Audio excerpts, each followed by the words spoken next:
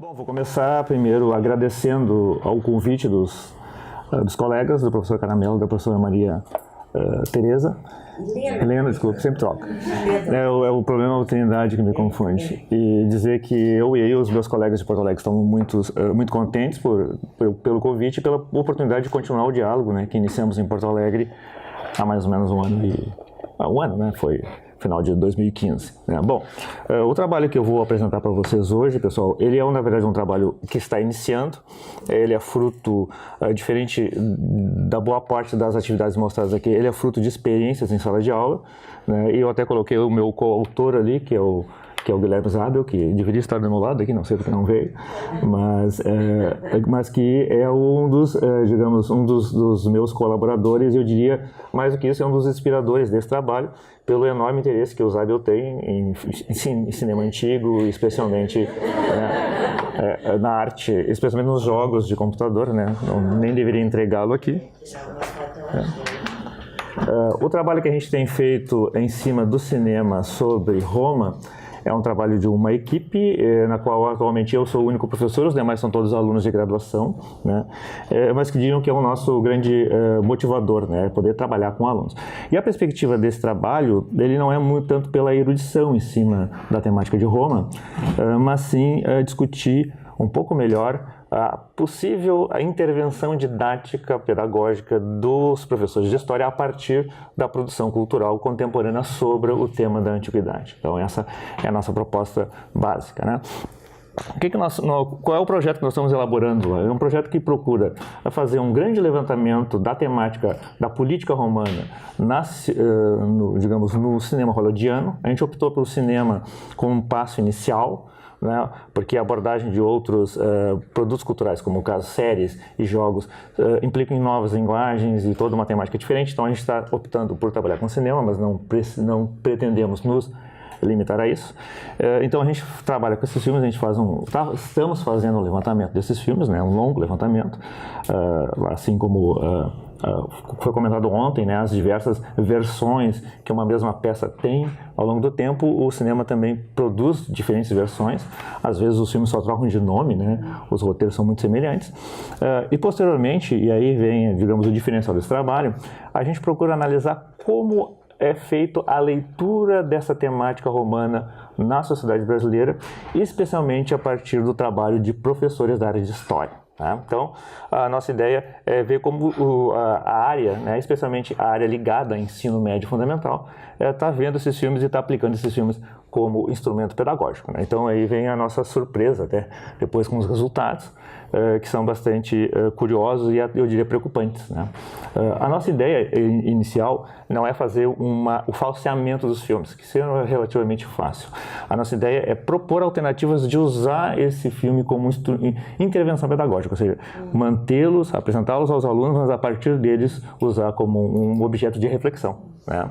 Que é o que nos importa, porque eu sempre faço uma experiência em aula no primeiro dia com os alunos de Antiguidade Clássica, que é a disciplina que eu ministro na universidade, e o que eu percebo sempre é que existe já um conhecimento prévio sobre temas da Antiguidade, né, chamo de conhecimento, poderia botar entre comas, né, mas vou continuar mantendo a palavra de conhecimento, mas que ele é fundamentalmente baseado na experiência desses alunos através da arte contemporânea, né, especialmente da arte popular. Então, nós temos que lidar com isso, né? E se o aluno universitário, que já tem um interesse mais específico em história, ele chega com esta visão, o aluno ainda de ensino médio fundamental, ele tem essa visão mais forte ainda, né? E a ideia não é simplesmente combater ou tirar, não vejam os filmes, não vejam as séries, não joguem os jogos com temática antiga. Não é essa, é a gente refletir a partir desse conhecimento prévio e submeter aí o aluno a um processo de deslocamento cognitivo.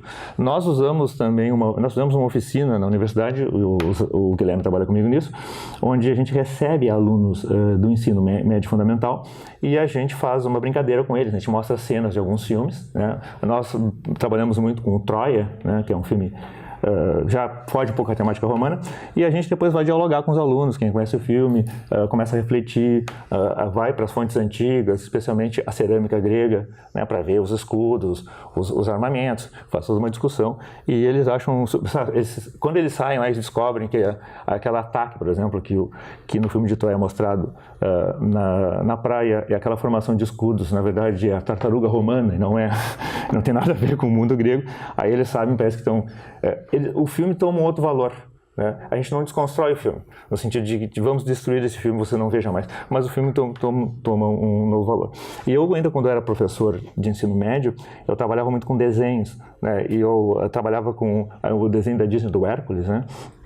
Era muito interessante ver os alunos pesquisando, né? E tentando ver, ou identificar elementos pertinentes à história antiga, ou desconstruir o filme a partir do que eles aprendem. Então, acho que é uma bela forma de envolver os alunos. Bom, para hoje, pessoal, nós vamos trabalhar aí com um filme que é muito conhecido, né, de todos vocês, é o filme Gladiador. A escolha do filme Gladiador é até por... eu não sei como é que foi em Portugal, mas enfim, no Brasil esse filme teve um enorme impacto, né, e ele é uma grande referência. Curiosamente, o tema da antiguidade no cinema hollywoodiano ele voltou com força nos anos 2000, né? Depois de ter sido abandonado por quase 2 a 3 décadas. Né? Os filmes mais conhecidos, os antigos, eles são quase todos dos anos 50 até os anos 60. Depois ali do grande fracasso da queda do Império Romano em 64, né, os filmes de Hollywood, ligados ao tema... especialmente Roma, veio cair um pouco em desuso. E a Idade Média voltou com muita força, né? Especialmente nos anos 80. Né? E hoje a Idade Média praticamente não aparece mais no cinema. E o tema da antiguidade está muito forte, especialmente em séries de televisão. Nós temos no mínimo 2 ou 3 hoje, né? Spartacus, última também sobre Roma, enfim. Então, é um bom momento para a gente começar a discutir isso. Esse filme, no Brasil, ele causou um enorme impacto, como vocês talvez conheçam, né? Ele narra uma história do último ano, começa com o último ano de vida do imperador Marco Aurélio, um imperador filósofo, né, que supostamente, na véspera da sua morte, teria decidido passar o poder, né, poder do império para o Senado romano e para o povo romano, e escolhe então um militar, por não ser um político, para fazer essa transição, e aí preteriria o seu filho Cômodos da sucessão. Como vocês devem se lembrar, o Cômodos, então, sabendo do plano do pai, não aceita, estrangula o pai, e depois passa a perseguir o Maximus, que é o personagem, que é o general, e acaba trucidando a família dele. O Maximus, no fim, acaba virando um gladiador, ascende na arena e, por final, termina matando o Cômodos em plena arena. Esse filme causou um enorme impacto no Brasil, né? E a história trouxe muita curiosidade, as pessoas foram atrás, né, do que significa esse filme, se é verdadeira essa história, se o personagem existiu, e logo na sequência vários especialistas de diversas áreas de conhecimento começaram então a fazer o diálogo e tentar falsear o filme a partir de uma narrativa diferente, né? Enfim, mas o curioso, e eu vou mostrar aqui, são algumas coisas que na verdade não foram tocadas, e é o que o mais me surpreende. Bom, primeiro, esse filme ele tem alguns elementos políticos importantes que eu gostaria de salientar. O primeiro deles é a figura do Marco Aurélio, né? O imperador perfeito, né? O sábio, o ponderado, né? O não ambicioso, aquele que se dedica totalmente à coisa pública, né? Uma figura forte representada no início do filme, né? Que eu diria que o Marco Aurélio do filme, apesar do pouco período que ele aparece com essas características, e ele difere um pouquinho do Marco Aurélio que nós conhecemos, né? Das narrativas lá da história augusta e tal. Depois eu vou mencionar um pouco. O outro elemento importante é a figura do Senado, né? O Senado aparece ali como sendo uma representação da política, praticamente política oficial, mas de uma forma muito dúbia, né? De um lado, o Senado é visto como o lugar da ambição, da corrupção. O próprio Marco Aurélio prefere fazer a transição política primeiro passando para um militar, e aí o Maximus fala logo quando recebe a missão: eu não quero aceitar. E aí o Marco Aurélio: foi por isso que eu te escolhi, porque tu não é um político, então tu que vai fazer a transição. Mas ao mesmo tempo o Senado é representado como sendo o lugar da liberdade, né, da liberdade republicana, e em várias passagens do filme aparece como sendo representado aí como sendo o lugar da representação popular. Tem até umas falas sobre isso, eu coloquei aí, mas eu não vou me deter muito porque a gente não tem tempo. Bom, outra figura muito controversa, um personagem bem marcante do filme é o Cômodos, né, representado aí pelo Joaquin Phoenix, né, numa grande interpretação, e o Cômodos ele é representado assim de uma forma um pouco curiosa, né, e depois até vou comentar um pouco sobre as fontes, né, sobre esse personagem. Bom, enfim, mas o Cômodos, ele representa nesse filme a ambição política, a traição, a perfídia, né, especialmente representa o poder tirânico nos dois sentidos possíveis da palavra, tanto no sentido grego, ou seja, de tentar governar diretamente com a população e para além das instituições políticas, mas também como sendo o tirano como conhecido também pela crueldade, pela maldade, pelo poder sem limites, né? As duas possíveis leituras aparecem no filme. Ao mesmo tempo, ele é retratado por dois conceitos romanos, né? O luxo e luxúria, né? Ou seja, a ostentação, né? Da roupa, o Cômodos, a cada cena ele está com uma roupa diferente, todas elas muito pomposas, nenhuma delas romana, por sinal, enfim, mas faz parte, né? E pela luxúria, né? Onde a luxúria do Cômodos, na verdade, nesse filme, ela fica mais sendo insinuada do que propriamente explícita, né? Então aparece o Cômodos com uma relação muito estranha com o sobrinho, quase pedófila, e uma paixão, assim, quase doentia pela irmã, né? Isso fica muito nítido no trabalho. E no fim, o Cômodos aparece aí como sendo um cara, apesar de um cara estranho, ele é um Cômodos quase depressivo, eu diria. O Cômodos aparece também como um estrategista, né? E, inclusive sendo chamado de esperto, né, pelos senadores, a forma como ele age. Eu diria que é a primeira vez na história da humanidade que alguém fala isso do Cômodos em qualquer fonte que nós conhecemos, né? O Cômodos como estrategista. Até então, disseram tudo dele menos isso. Apareceu em Hollywood. Aí tem algumas imagens, né, do Phoenix, né, num trabalho maravilhoso, né, cada momento aí com uma vestimenta diferente. E por fim, pessoal, o elemento mais marcante desse filme é o conceito, né, que aparece claramente, evidentemente no filme, explicitamente, de política de pão e circo, né, que seria a estratégia que o Cômodos adotaria para poder governar independentemente do Senado e da política, né. Ele anuncia para a irmã dele, logo ali na metade do filme, que ele vai querer acabar com o Senado, né? E aí que ele vai apresentar a dissolução do Senado e já está em conflito com o Senado, e aí então o Cômodos então estabelece uma ideia de fazer 150 dias de jogos, retornando no filme os jogos de gladiadores, né? Que no filme teriam sido suspensos por Marco Aurélio.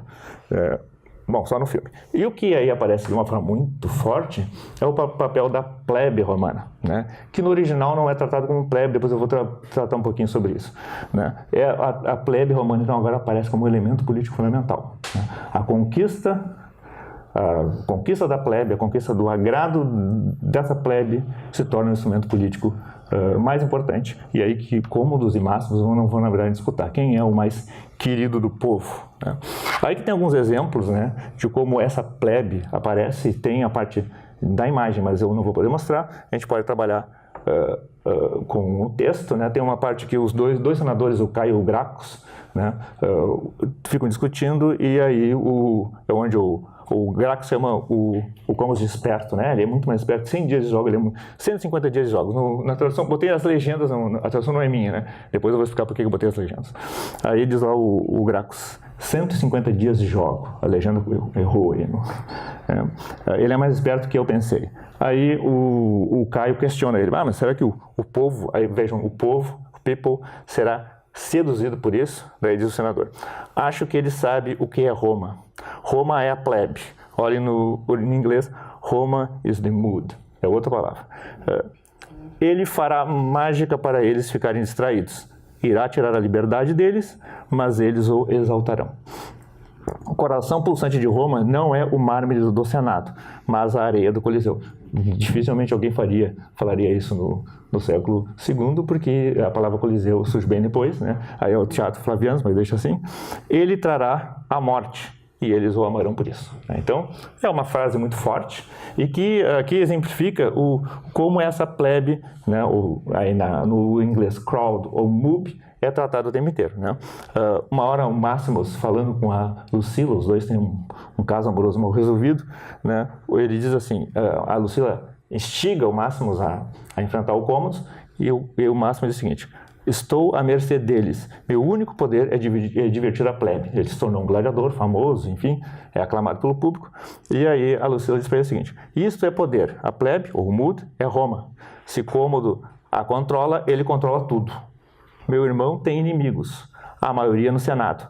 Enquanto o povo, aí people, o segue, ninguém se atreveria a desafiá-lo até você chegar. Então, deixando bem claro no filme essa ideia de um povo como sendo um elemento. Aí a gente já vai ver a questão da palavra, né? Esse povo, essa plebe, essa multidão, como sendo um elemento decisivo do jogo político romano. Fica bem nítido uma divisão nas falas, né? Especialmente no texto em inglês, onde de um lado aparece o povo. Quando Marco Aurélio diz que vai devolver o poder ao povo de Roma, ele se refere a people, né? E quando aparece essa massa ensandecida que quer sangue, que quer arena, aí o termo usado é multidão, né? No texto em inglês original, e o texto em português fez uma leitura, né? Trocou multidão por plebe, já é uma interpretação. A primeira interpretação que a gente começa a ver quando trabalha com esse tipo de produção cultural é na própria tradução, né, de uma legenda. A gente inicia por aí, ou o nome, às vezes, né, do negócio. Então nós temos essa, curiosamente, depois a gente vai ver, essa divisão não é muito estranha ao pensamento romano, né? Quem conhece um pouco melhor, por exemplo, a obra de Cícero, vai ver que ele usa seguidamente essa divisão em populus e a turba, né? São dois conceitos muito fortes. O povo, populus romanos, é aquele cidadão organizado, disciplinado, representado pelos seus políticos. A turba é aquele grupo sem cidadania, ou não tendo a completa cidadania, que age por instinto, que age através da violência, que é um perigo, né? Isso é muito forte no pensamento antigo, que aparece aí no nosso filme. Bom, agora vem a parte que a gente está trabalhando, né? Como é que esse filme é lido no Brasil, e como é que ele é lido ainda hoje, né? O primeiro exemplo que eu coloquei aí é um exemplo tirado de um blog voltado à educação. Aí as pessoas colocam perguntas e livremente outras pessoas respondem. Daí uma menina, né, colocou, eu obviamente não boto os nomes, né, para não haver identificação, colocou o seguinte: alguém pode me explicar o que é a política do pão e circo no filme Gladiador? Aí vem as respostas. A resposta que foi considerada a melhor diz o seguinte: é a mesma política que temos hoje no Brasil. Como o político que dá pão e leite, mas não dá educação adequada e contrata artistas milionários para fazer shows, mas não cria condições para as empresas contratarem mais pessoas e gerar mais emprego. Parece uma confusão de ideias misturadas aí, né? Enfim. Outra fala: desde a Grécia essa política é usada até hoje. Esse recuou um pouco mais no tempo. Isso para tentar interpretar a realidade brasileira em vários aspectos. A gente poderia continuar, né? Tem vários. Esse aqui eu achei muito interessante porque me preocupou, porque ele é material também oficial de uma universidade, é voltada a ensino, é material de um programa que nós temos lá, que eu coordeno até no Rio Grande do Sul, numa parte, que é um programa voltado na treinamento de alunos, né, para intervenção através de oficinas em escolas. Então eles fazem esse trabalho realmente com filmes, e o texto, além de mal escrito, ele é meio assustador. Ele diz o seguinte: é um relato de uma atividade que foi feita com os alunos. Foi apresentado sobre a política do pão e circo, planejamento do Império Romano para conter a insatisfação da população. Era-lhes ofertado o pão, ou seja, alimento, e havia a divulgação do circo para a diversão da população. Não vou nem questionar o valor do conteúdo do que está aí, né? Deixa assim. Assim, enquanto o povo se entretia nas arenas, vendo as lutas de gladiadores, o governo respirava aliviado sem as pressões populares. Para a reflexão dessa política, os alunos tiveram a seguinte problemática: a política do pão e circo, enquanto meio de manutenção da ordem social e como modo de evitar revoltas populares. Vocês acham que essa tática política é coisa antiga ou ainda existe nos nossos dias, né? E termina assim: para pensar um pouco mais, nós indicamos alguns filmes para reflexão, e aí vem o Gladiador e um resumo do Gladiador. E na sequência, para ilustrar essa brilhante questão historiográfica, vem essa figura aí, né? Política do pão e circo na Roma Antiga, E na atualidade, e aí para quem conhece a realidade brasileira, tem ali o símbolo do governo da época, o governo Lula, do Bolsa Família, né, que é um projeto, um programa do governo federal de subsidiar, através de um valor muito baixo, famílias que têm uma renda muito baixa, para integrá-las no mercado. E aqui no Brasil sempre foi visto como uma forma de manipulação, enfim, não vamos entrar nos detalhes. Pessoal, assim, ó, só para encerrar, eu imagino que já estamos, né, bem avançados, né? Ou seja, o que nós estamos lidando aí? Primeiro, assim, o filme do Scott, ele é tudo menos história romana, né? Inclusive ele teve a assessoria de historiadores, mas os historiadores praticamente foram usados para reconstrução de cenários, né? Em termos de conteúdo, muito pouco foi aproveitado, até porque se algum historiador tivesse realmente trabalhado nesse filme, não manteria o roteiro como tal, né? As fontes que nós temos da história do Marco Aurélio e do Cômodos, elas são relativamente conhecidas, né? Não são de difícil leitura, até algumas são editadas em português aqui mesmo, em Portugal, né? O Dion Cássio, o Herodiano e a História Augusta é a mais conhecida, né? E é nela que nós temos um Cômodos bem demonizado, vamos dizer assim, esse Cômodos malvado. As outras histórias do Cômodos foram escritas logo depois da morte do Cômodos, da ascensão do Severo, da dinastia do Sétimo Severo, e a imagem que nós temos do Cômodos é bem diferente, né? Até porque o Sétimo Severo, ele se adotou como filho de Marco Aurélio, e para reagir e botar o Senado no seu próprio lugar, ele recupera a imagem do Cômodos, faz um novo sepultamento para o Cômodos, manda construir uma estátua, né? Porque o Cômodos passou a ser irmão dele agora, então ele revitaliza. Mas depois, curiosamente, a gente não sabe muito bem como se dá, a história do Cômodos começa a mudar e o Cômodos volta a ser demonizado e tal. No caso do filme, pessoal, nós não temos fontes romanas praticamente referidas, né? A base desse filme é um livro, né, que é um livro chamado Um Romance, né, que é Aqueles que Vão Morrer, né, um romance histórico do Daniel Mannix, um militar americano, né, que é um texto extremamente sensacionalista, baseado em um conhecimento muito estereotipado, né, mas que impressiona muito o público americano e impressionou o autor do roteiro, né? E sem dúvida as demais referências são quase todas cinematográficas. Eu não tenho tempo aqui, né? A gente pode recuperar cenas da queda do Império Romano, a história em si da traição, a história em si do Cômodos não sendo escolhido como herdeiro é desse filme, né? Espartacus está direto na história do gladiador, inclusive com referências imediatas, né? O próprio amigo do Máximos é um negro etíope, assim como é o amigo do Espartacus, é um negro etíope, aí a gente vai, né? Ben-Hur em cima da queda e vingança, né? E, curiosamente, o triunfo da vontade. Tem uma cena que choca até, para quem é mais atento, que é logo que o Cômodos mata o pai e vira o César, ele vai para Roma.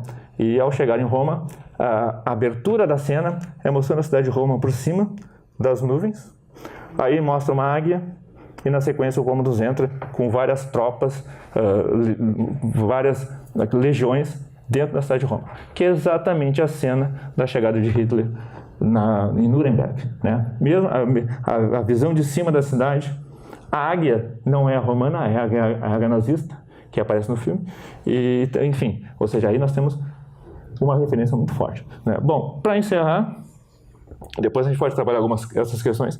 O que mais me chama a atenção, pessoal, nesse filme e nas leituras que são feitas são algumas permanências. Por exemplo, nós temos temas romanos aqui muito fortes na filosofia e na historiografia romana. O tema do imperador ideal, centrado em Marco Aurélio. O tema dos imperadores loucos, né, que são muito semelhantes, centrados em cima aí de 3 figuras, Calígula, Nero e Cômodos, né? As figuras são muito parecidas, e se vocês compararem as narrativas sobre o Cômodos, as 2 primeiras, mais próximas à morte dele, são bem diferentes da última, que foi escrita 2 séculos depois. E a última, na verdade, é quase uma cópia de uma mistura de Nero e Calígula, né? Ou seja, há uma certa tradição em Roma, na literatura romana, na historiografia romana, de reproduzir essas figuras, especialmente essas figuras em oposição, o bom imperador e o mau imperador. E curiosamente, né, para quem conhece a história romana sabe que todos esses imperadores demonizados, eles normalmente são imperadores jovens, que assumiram muito cedo o Império Romano, tentaram governar inspirados em monarquias helenísticas, e a partir daí começaram então a colocar o Senado em segundo plano e tentar uma relação mais imediata, mais direta com a população de Roma.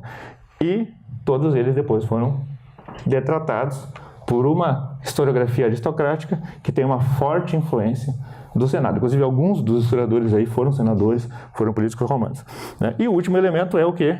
É a plebe, né? Rude, volúvel e estável, né? Se a gente for um pouco mais atento,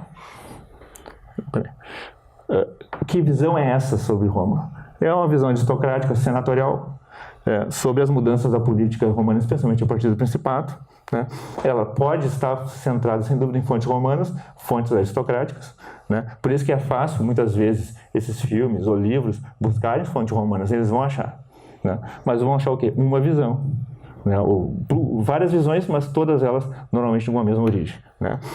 E, curiosamente, essa visão, especialmente dessa plebe, né, que volúvel, manipulável, né, uma visão extremamente redutora do que poderia ser uma sociedade romana, as camadas populares romanas, essa visão ela foi muito consagrada na virada do século XIX para o XX, com 3 historiadores bem conhecidos: Mommsen, Friedlander e o Carl Popinot, naquele livro lá sobre a vida cotidiana no Império.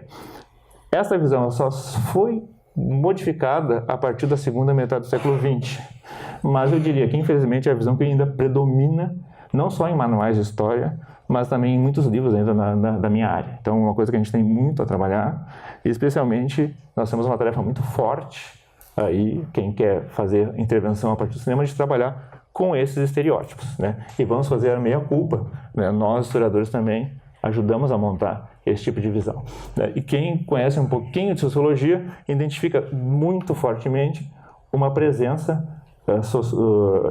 teórica aí nessa visão sobre a plebe romana, que são as teorias da psicologia das massas lá do final do XIX, né? Especialmente Gustave Le Bon, hein? Fica muito nítido, né? Inclusive no filme aparece, né? O Gustave Le Bon é o cara que vai trazer, não, a plebe não é, a multidão não é só um bando de gente louca, a multidão é o poder, ela tem um poder revolucionário, né? E o grande líder é aquele que é capaz de controlá-lo, né? Nem preciso dizer os movimentos políticos mais tarde que essas ideias influenciaram. E, infelizmente, né, o que a gente encontra, mesmo em professores da nossa área, uma visão muito semelhante, né? Uma visão que, digamos, nos preocupa, né, em trabalhar. Bom, enfim, era isso. Obrigado.